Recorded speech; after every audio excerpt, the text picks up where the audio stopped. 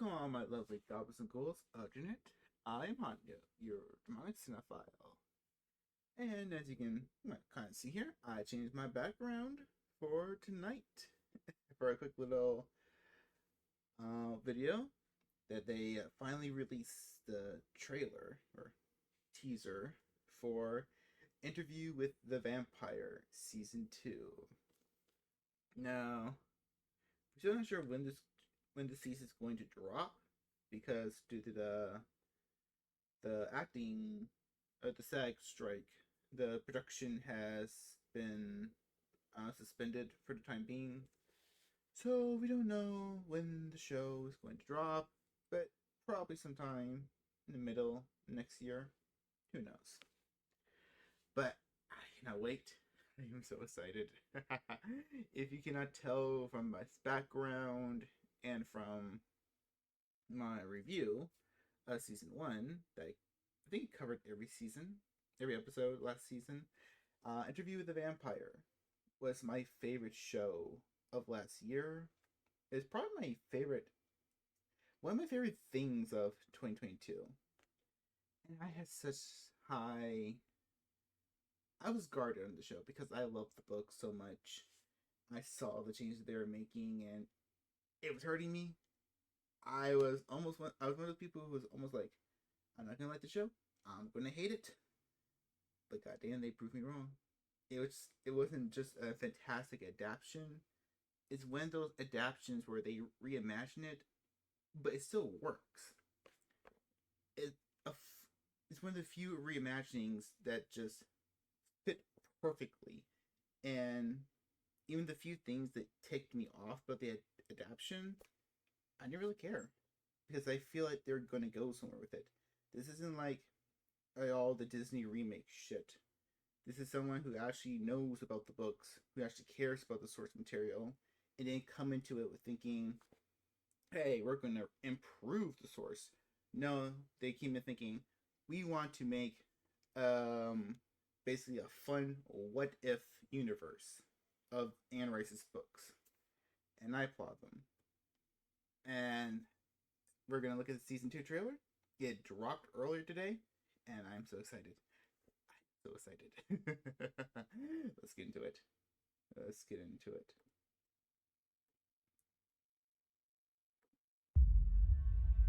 Oh, here they are. Okay, so where did we leave off? But it was an awakening for Louis. Claudia. The whole world was ready to return, to remake their lives. But it was a hunger. Oh, the theater. Ladies and gentlemen, Welcome to the Théâtre des Vampires. everything you're about to see is real.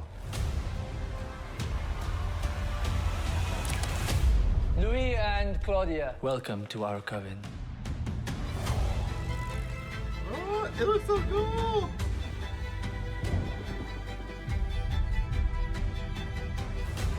Oh, that Madeline?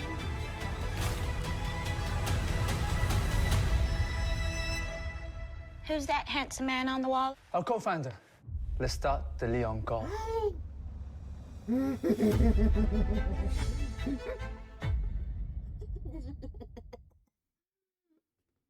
Oh god, it looks so good. That looks so good. Okay, look. Acting like a dumb fan. Let's get into it. Let's break down the trailer just a little bit. Alright. So it looks like we're picking off almost immediately after the end of season 1. It looks like a similar room we've been to. That's the painting by Marius that Armand talked about in season 1. And we can see that now that Armand is not pretending to be the human servant, he is dressing a little bit more differently. He's a little bit more formal. I'm going to use the word regal.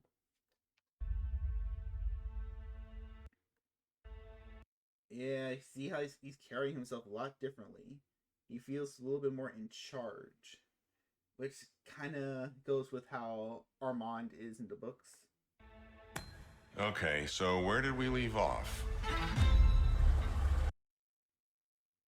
Alright, you got the Paris set.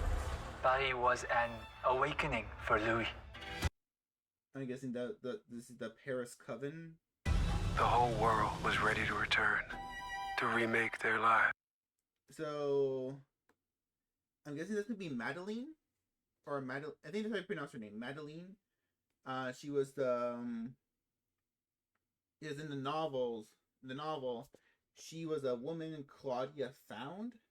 She apparently lost her child in childbirth, and she was so distraught. And when she found Claudia revealed herself to be a vampire, and she was entranced with the idea of a child who would never die, who never grow old. And which fits with, because if you know the backstory about why Anne Rice inspired her to write the original book, a lot of it, from what I've read, and I could be wrong, was about her losing her daughter to leukemia. So I'm curious how this is going to work, because mostly because in the novels Claudia was 5 years old when she got turned, though she physically looked 5 years old throughout the novel. Here Claudia is supposed to be physically 14. The actress is in her 20s or early 20s, so it's going to be a different relationship. But I'm curious to see how they're going to pull it off. Remake their lives. And that's our new Claudia.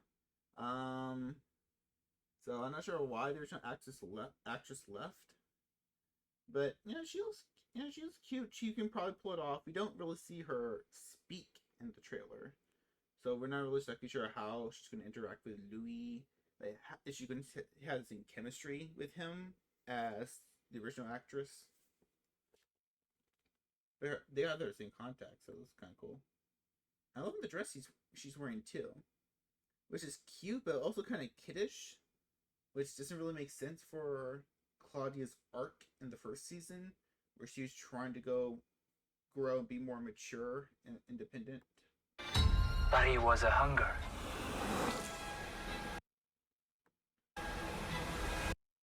So we got the whole coven right here. It's kind of cool. You can see the face paint, see that they're all actors, which is kind of nice. And you see this is underground, so it's going to be underneath the theater.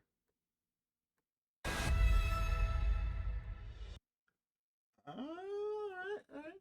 I love the old style Armando. Ladies and gentlemen, Welcome to the Théâtre des Vampires. everything you're about to see is real. Louis.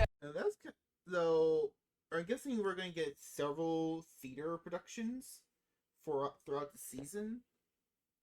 Because if I remember in the novel, besides the one act of them terrorizing the young woman, they didn't really go into great detail on what the performances were like.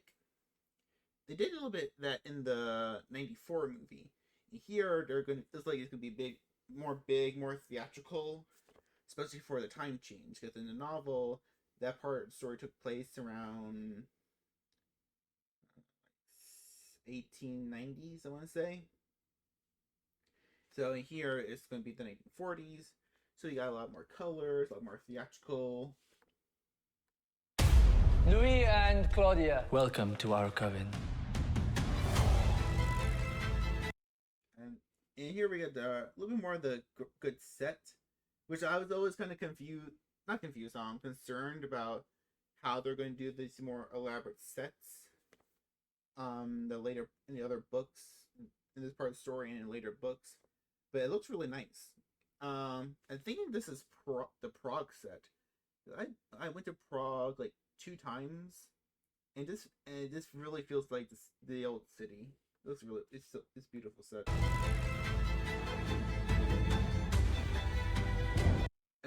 Okay, this I did not see before. This looks interesting. So Claudia is going to be on the theater. She's going to be performing with the vampire troupe. Now, depending on how she's acting right here, it looks like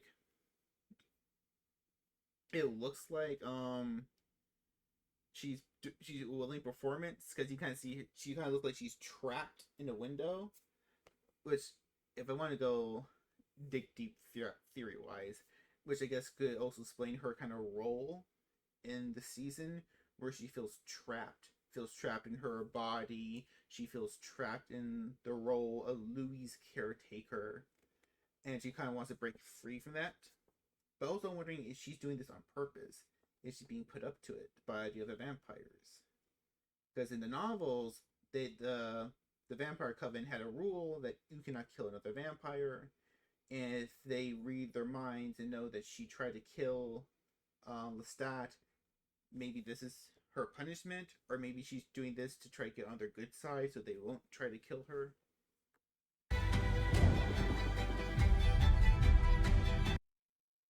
And there's more bonding between Louis and Armand, because in the novel they didn't really have that much of a, well, they had several meetings where they kind of, well, the vampires couldn't hook up in the books, but they can in the show.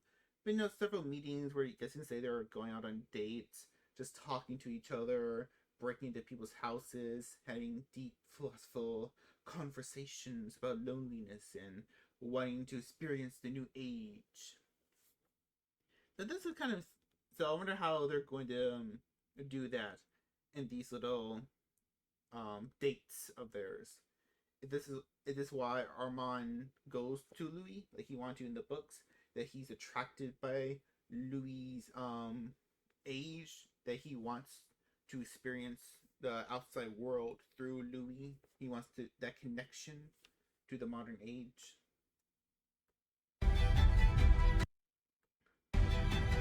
The journey of Madeline, which, alright, it looks a little bit more thought out compared to the book. Because in the book, Claudia just basically brought her home. It's like, turn her for me, Louis. Do it now. Basically, if you've seen the movie, that's more or less how the scene happened in the books. It was a very rushed decision where she basically bullied him into doing it. In here, though, it looks a little bit more, like, consensual. Or Louis doesn't seem that bummed out in doing it. But then when you look at his face, he doesn't look happy about it. He doesn't look happy about it. Also, look at the room that they're in. This kind of looks like it doesn't look like a real, it doesn't look kind of like a bedroom. Maybe this is a shop, because in the book, I think she was a dressmaker or a doll maker. So maybe this is her place.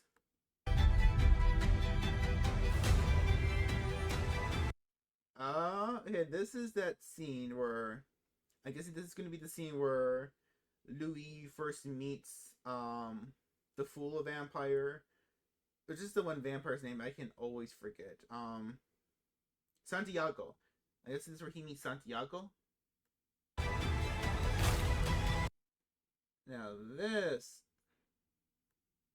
like, oh, is this going to be that? Okay, let's see. I wanted to get this. Oh, okay. So in the novel, right before, spoilers, but in the novel, right before they go to Paris, they encounter these weird pseudo vampires. They're not like the vampires like themselves or Lestat or Armand. They're very feral, like super zombies. They don't know each other. They don't know who they are. They don't recognize vampire from humans. They just wake up at night and kill.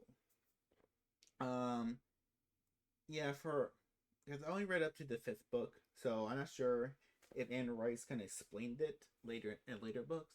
But there's no real explanation on why these vampires got like this.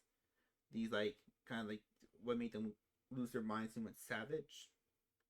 and explained that Louis and Claudia kind of posed as fake vampire hunters to basically move from town to town. So this would be kind of cool. They're adapting that, and maybe give us their own little explanation of why certain vampires lose their mind and become feral.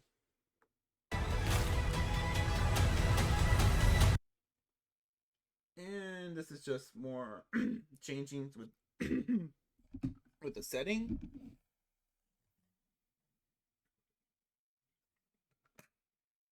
Like I said, this part of the novel took place around the 1890s, if I'm correct. And of course, this part of the story is taking place during World War II, so 1944, I want to say. So not exactly. So this is going to be like a new scene, I'm guessing, of them just invading the wartime.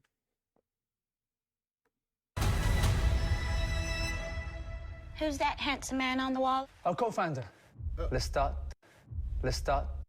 Who's that handsome man on the wall? Okay. We do get to hear her speak, and I do. Okay, I like her clothing change right now. She does look a little bit more dressed up, a little bit more mature. I'm not sure with other southern accents, but she sounds a lot. Of course, she's not gonna sound like the other actors. I'm not sure what I'm trying to say, but no, her accent's a little different. But no, let's give her time. Man on the wall? Our co-founder. Let's start the lit encore.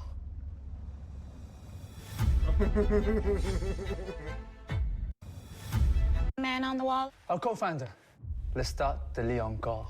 Now this is fun because if you read the other books, especially the second book of the Vampire Lestat, you do learn that Lestat was basically the founder of the Theater des Vampires. There was originally a vampire coven before then, run by Armand. Lestat basically broke the coven's rules and order, and to help them from going crazy, he basically sold them his own theater, and it's like, hey, be the theater of the vampires. Who's that handsome man on the wall? Our co-founder. Let's start the lit encore. There's Louis. He wants his man back. he's feeling guilty. He's feeling shame. He's feeling longing. He wants his husband back. I cannot wait. And they are doing what they said they were doing. But they are adding other elements from other books as well. You get elements of the Vampire Lestat in there, and we are expanding on certain things that the movie wasn't able to show, which I am so happy about. Because I think I did read something earlier that they are adding a lot more theatrical elements to this, so you kind of see that with the stage play. I am so excited for this. It looks so good. I'm still kind of curious about the whole theme of the season, because you've been looking at the Comic-Con promotional photos. They keep using the phrase "memory is a monster," which I want to say was also used in season 1, because yeah, basically the things that I didn't fully like about season 1 was a certain character acting very, very out of character, being more, let's just say, abusive than he was in the books. And there's a theory that Louis' memories are being manipulated. They're either being erased or being changed on purpose for certain benefits. And spoiler alerts, like it's minor spoilers, but for people who haven't read the books, Armand, our sweet little our sweet boy Armand here, he's not that sweet. Armand is Well, you thought Lestat was a bit of a gaslighter and emotional manipulator in season 1. Oh boy, Armand has nothing on him. That's all I'm gonna say. Yeah, this season looks amazing so far. I cannot wait for it to come out. I hope, I hope they get to finish production. I hope they get to finish production soon, and we get to see what this amazing show has in tow. I can wait to see how they adapt the Vampire Lestat and the Queen the Damned, which, since seeing how they're moving everything to modern times, I'm still curious how they will adapt the Queen the Damned in the later halves of the Vampire Lestat. Because if you've seen the old, god awful Queen of the Damned movie, you know Lestat becomes a rock star. And we don't really have rock stars like that nowadays, so what will Lestat be? Will he be like a rapper? Or will he be a YouTube star? God, I hope they don't. And it kind of makes sense for a modernization, but I really don't want it to be like that. I am curious to see how they're gonna adapt it. So that was the trailer for season 2 of Interview with the Vampire. What do you think about it? Did you hate it? Did you like it? Please let me know down in the comments below. Did you like season 1? Did you hate season 1? Did you read the book? What part of the books are you so excited to see in this trailer? And anything else? You're just a fan of Anne Bryce? Just let me know. I'm curious. I want to hear everybody's thoughts about this trailer. I'm so excited. Alright. So, because I don't know how to end the videos, we're just going to end it right here. So I will see you all later. And if you don't mind helping me out, maybe I'll just check out my thoughts on season 1 and wherever this box is going to go. Alright. Have a good night, everybody. I'll see you later.